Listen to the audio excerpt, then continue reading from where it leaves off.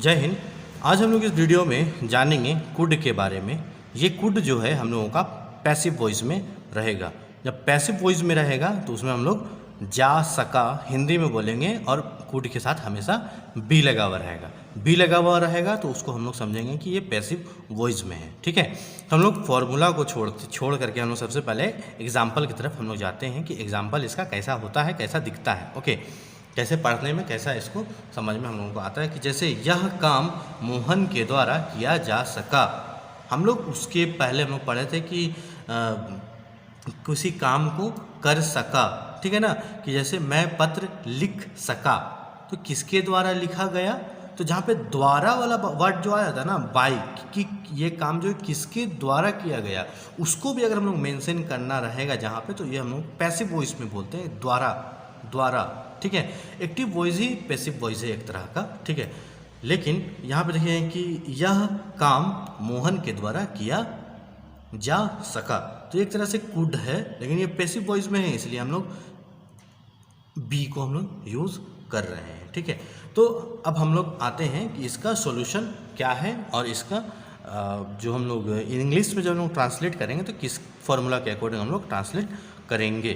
तो सबसे पहले हम लोग यहाँ देखेंगे कि पढ़ेंगे इस लाइन को कि यह काम मोहन के द्वारा किया जा सका। तो हम लोग यहाँ पे खोजेंगे, देखेंगे, सर्च करेंगे कि क्या और नहीं का प्रयोग कहीं पे भी किया गया है कि नहीं। देखिए यहाँ पे क्या और नहीं का प्रयोग किया गया है, नहीं किया गया है। तो हम लोग को ये लाइन जो हम लोगों का असेटिव लाइन है। जब असेटिव लाइन हम लोगों का ये है तो फॉर्मूला नंबर 1 से हम लोग इस वाक्य को जो है हम लोग बनाएंगे। फॉर्मूला नंबर 1 कहाँ है, असेटिव यहाँ है। ओके, सबसे पहले हम लोग सब्जेक्ट को हम लोग पैसिव वॉइस में हमेशा ध्यान दीजिएगा, रूल है ये हम लोगों का पैसिव वॉइस है। ठीक है, तो पैसिव वॉइस का रूल है कि सब्जेक्ट जो है ऑब्जेक्ट के स्थान पर और ऑब्जेक्ट जो है सब्जेक्ट के स्थान पर उपयोग किया जाएगा। तो यह काम हम लोगों का हो गया क्या चीज़, यह काम मोहन के द्वारा किया गया।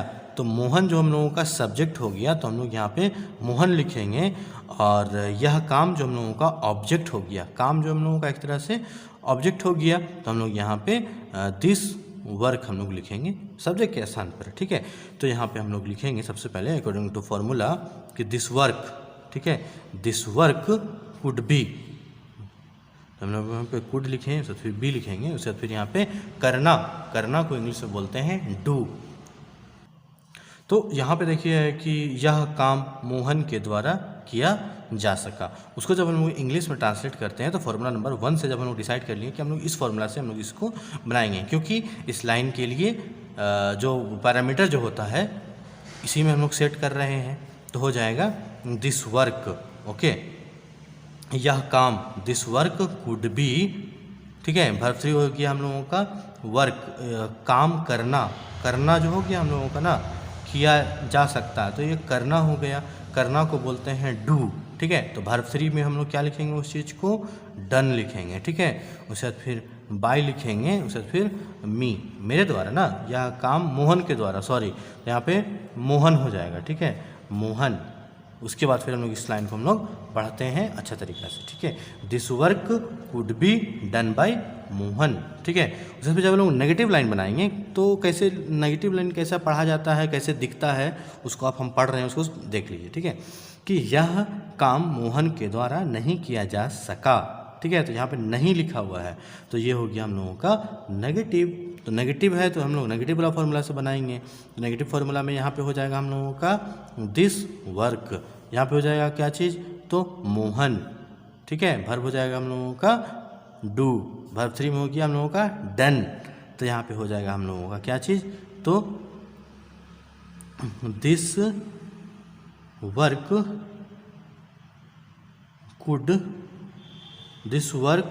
कुड नॉट, फॉर्मूला में देखिए दिस वर्क कुड नॉट, यहाँ पे कुड नॉट लिख दिए, उसके बाद फिर बी लिख दिए, उसके बाद फिर वर्ब 3 हम लोगों का क्या हो गया, डन। ठीक है, उसके बाद फिर क्या हो गया हम लोगों का बाई, उसके बाद फिर ऑब्जेक्ट हो गया हम लोगों का मोहन। ठीक है, उसके बाद फिर हम लोग अच्छा से पढ़ते हैं कि this work could not be done by Mohan.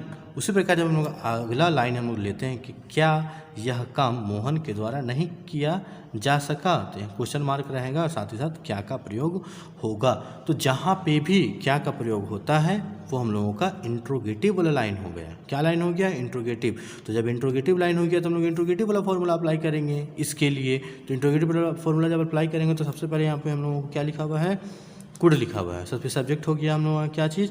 तो दिस वर्क के बारे में हम लोग बात कर रहे हैं, ठीक है। तो दिस वर्क, ठीक है, दिस वर्क हो गया। उसके बाद फिर बी लिखेंगे, ठीक है, फॉर्मूला में बी लिखा हुआ है। उसके बाद फिर यहाँ पे डन, वर्ब क्या है? डू है, तो वर्ब 3 में डन होता है। उसके बाद फिर बाय हो गया, ऑब्जेक्ट में हम लोगों का क्या हो गया? मोहन, ठीक है, मोहन। उसके बाद फिर पढ़ेंगे कि could this work be done by Mohan? Question mark लग गया। उसके बाद फिर क्या यह काम मोहन के द्वारा नहीं किया जा सका? तो यहाँ पे देखिए क्या का प्रयोग किया गया है और साथ ही साथ नहीं का भी प्रयोग किया गया है।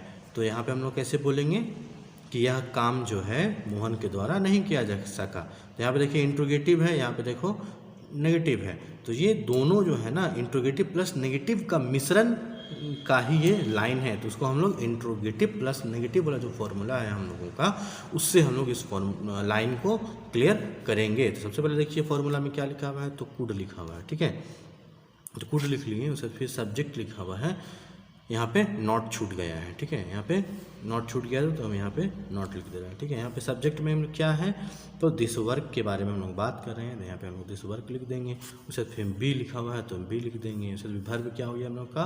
तो डू हो गया। डू को वर्ब 3 में बोलते हैं डन। उसके बाद फिर बाय लिखेंगे। उसके बाद फिर हम लोग लिखेंगे मोहन, ठीक है। तो उसके बाद फिर हम लोग एक साथ पढ़ते हैं, अकॉर्डिंग टू फॉर्मेट हम लोग बनाते हैं अकॉर्डिंग टू फॉर्मूला, तो यह 100% सही होगा। ओके, क्या यह काम मोहन के द्वारा नहीं किया जा सका? तो हो जाएगा could not this work be done by Mohan.